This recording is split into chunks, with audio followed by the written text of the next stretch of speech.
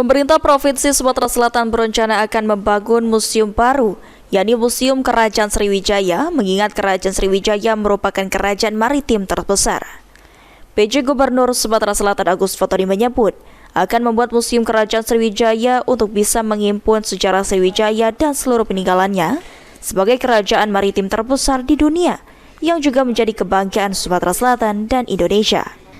Saat ini pihaknya masih membentuk tim yang akan menyusun dan memburu peninggalan kerajaan Sriwijaya yang berada di seluruh dunia.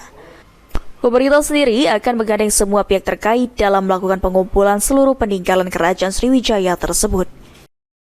Kita juga telah melakukan upaya-upaya yang lain. Kita akan membuat Museum Kerajaan Sriwijaya untuk bisa menghimpun sejarah Sriwijaya dan seluruh peninggalannya sebagai kerajaan maritim terbesar di dunia yang kebanggaan bagi Sumatera Selatan dan Indonesia. Ilham Bayudi, PAL TV.